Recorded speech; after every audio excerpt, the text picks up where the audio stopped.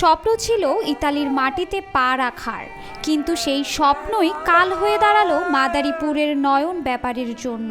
প্রবাসের সুখের আশায় পরিবারের সর্বস্ব বিকিয়ে ইতালির পথে পাড়ি জমালেও শেষমেশ লাশ হয়ে ফিরলেন দেশের মাটিতে। দালাল চক্রের অমানবিক নির্যাতনে প্রাণ হারিয়েছেন এই যুবক। ৭১ লাখ টাকা দিছি, এখন পোলাইছে মরা বাড়িতে লাশ। দাবে দাবে টাকা দিলাম, এখন মনে করেন টাকা তোর পামো না, পোলাও পাম না, পোলার লাশ আইছে বাড়িতে। এখন আমি দালালের মনে করেন বিচারছি। মাদারীপুর সদর উপজেলার কেন্দুয়া ইউনিয়নের নয়াকান্দি গাজীরচর গ্রামের যুবক নয়ন ব্যাপারী আপন মামা উজ্জ্বল সর্দারের প্রলোভনে পড়ে স্বপ্নের দেশ ইতালিতে যাওয়ার সিদ্ধান্ত নেন তিনি। মামু আমি সবাই পাঠাই দিতেছি, তোরা 10 দিনের ভিতরে পাঠাই দিন। এইভাবে কইয়া মনে মনে আমার এই বাইর বেড়ারে বিদেশ পাঠাইয়া এই চোরাই পথে দালালের অবৈধ পথে পাঠাইয়া বিবি আটকাই রেখা দফায় দফায় মার গিয়া আমার বাড়ির বেড়ারে দফায় দফায় মারছে আর ভিডিও কল দিছে। আর আমার বাড়ির কাছ থেকে একে একে মনে করেন 10 লাখ 20 লাখ করতে করতে ৭১ লক্ষ টাকা নিছে। নিয়ে আজকে আমার বাইরে আমাকে নিঃস্ব করে আলাইছে। আমরা আজকে মনে করেন পথের ফকির হয়ে গেছে। পরিবারের নিষেধ সত্ত্বেও বিদেশ পাড়ির স্বপ্ন ছাড়তে পারেনি নয়ন। দালালের সাথে ইতালি পৌঁছানোর চুক্তি হয় 14 লাখ টাকায়। ওই উজ্জ্বল দালাল আমাকে বাড়িতে আইয়া আমাকে ঘরে বইয়া থাকতো। আইয়া খালি কইতো, খালি আমার বাসুরের পোলারে পটকাইয়া কইতো কি তুই বিদেশ যাবি না এরকম করে পটকাইয়া আরে ভুলাইয়া ভালাইয়া বিদেশ নিছে। নেওয়ার পরে যা আর 22 লাখ টাকা গেছে। এই 22 লাখ টাকা দিয়ে আরে পার না করিয়া হ্যাঁ হালাহ মন্দিরে পার করিয়া দিচ্ছে। কিন্তু সরাসরি ইতালি না পাঠিয়ে দালাল উজ্জ্বল প্রথমে নয়নকে শ্রীলঙ্কা এবং পরে লিবিয়ার বেনগাজিতে পাঠায়।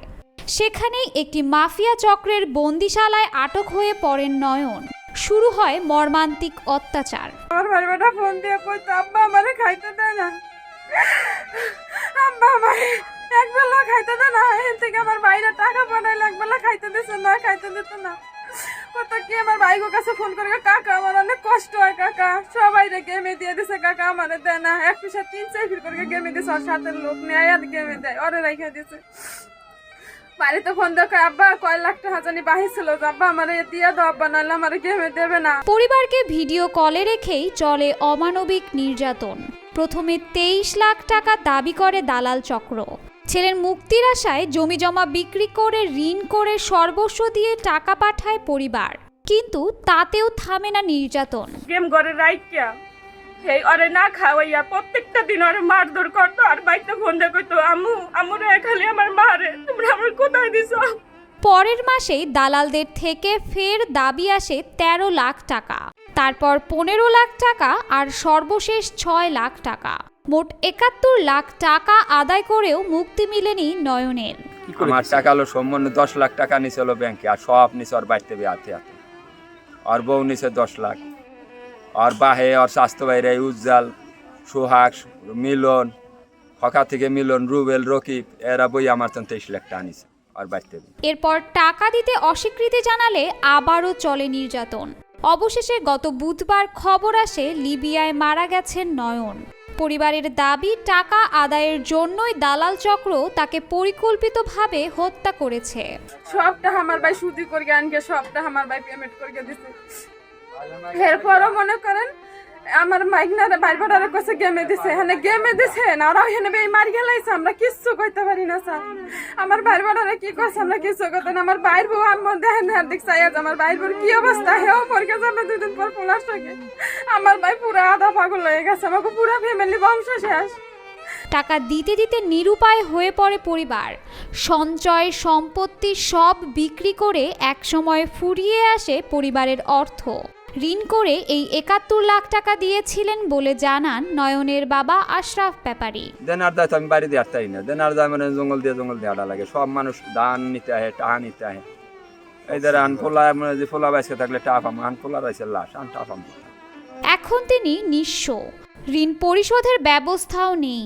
হারিয়েছেন টাকা, সহায় সম্বল আর সন্তান। আমার এখন আছে মনে ওই ফোলার লাশের মতন খাপড়া, আর কিছু নেই আমার। এদিকে প্রশাসন বলছে ঘটনার বিষয়ে তারা এখনো বিস্তারিত জানে না, তবে তদন্ত করে দায়ীদের আইনের আওতায় আনার বিশ্বাস দিয়েছেন তারা। মাদারীপুর সদরের নির্বাহী কর্মকর্তা ওয়াহিদা শাবাব জানান, মন্ত্রণালয় থেকে পুলিশ ও গোয়েন্দা সংস্থাগুলো মিলে দেশের বিভিন্ন জেলায় সক্রিয় দালাল চক্র সম্পর্কে অবগত। ইতোমধ্যে একাধিক তালিকা তৈরি করেছে তারা। মন্ত্রণালয় থেকে এবং আমাদের এখানকার যারা এই গোয়েন্দা সংস্থা এবং পুলিশ সকলে মিলে একটি তালিকা করা হয়েছে, দালালদের একটা তালিকা করা হয়েছে, যেটা প্রকাশিত হয়েছে এবং এই তালিকাভুক্ত যারা দালাল রয়েছে তাদের বিরুদ্ধে কঠোর অবস্থানে থাকার জন্য আমাদের পুলিশ বিভাগকে নির্দেশনাও দেওয়া হয়েছে এবং সেই অনুযায়ী ওনারা প্রতিনিয়ত কাজও করে যাচ্ছেন। আর এর বাইরে যদি নতুন কোনো কারো নাম শোনা যায় যে তারা এই দালাল চক্রের সাথে জড়িত, তাদেরকেও এই দালাল চক্রের এই লিস্টভুক্ত করে তাদের বিরুদ্ধে কঠোর ব্যবস্থা নেওয়া হবে। ইতালি যাওয়ার স্বপ্নে নয়নের পরিবার হারিয়েছে তাদের প্রিয় সন্তান। সর্বস্ব হারিয়ে এখন তারা নিঃস্ব।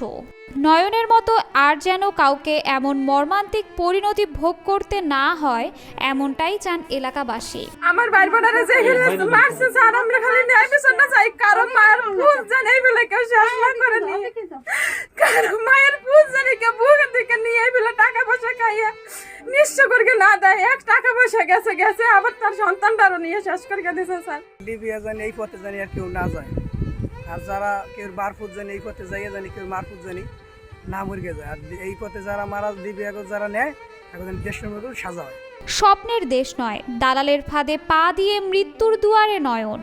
সরকারের প্রতি আহ্বান যেন এমন কোনো পরিবারকে আর চোখের জলে সন্তানের লাশ গ্রহণ করতে না হয়। সবার কাছে আমাকে একটাই দাবি, একটাই অনুরোধ, ঠিক আছে, যে এই পথে জানি কেউ কোনোদিন কারো মার সন্তান জানি না পাঠায়, আর এইভাবে জানি কেউ মনে করেন নিঃস্ব না হয়।